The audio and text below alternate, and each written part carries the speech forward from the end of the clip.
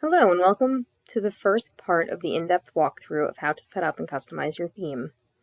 When you first log into Shopify, you'll land on your Shopify home screen, seen here. And to work with the themes, click Online Store, and it will automatically drop you on the themes page.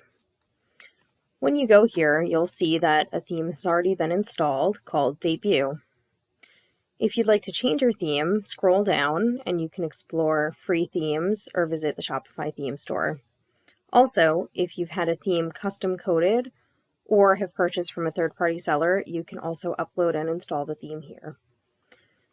Now, for the purposes of this walkthrough, we'll use the Debut theme included with Shopify. Click Customize to begin.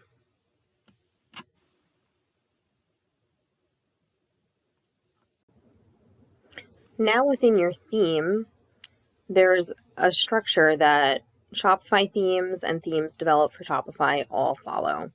In your center part of the page, you'll see a preview of how your page will look as you're making changes.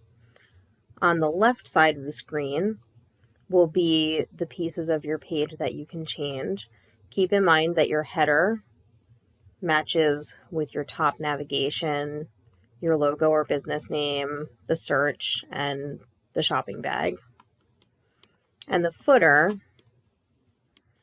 also stays throughout the website, and that's any of the links you build in your navigation, newsletter sign up, or any other content that you put within your footer.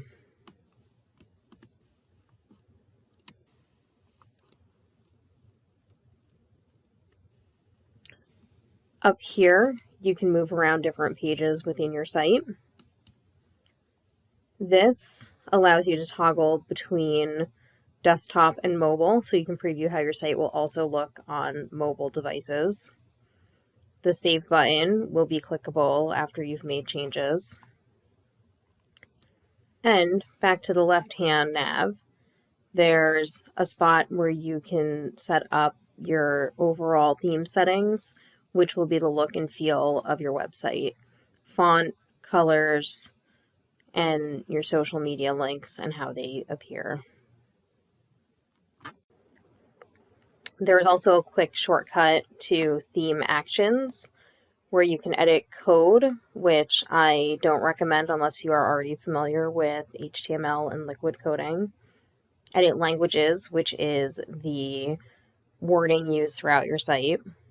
View, which is a preview.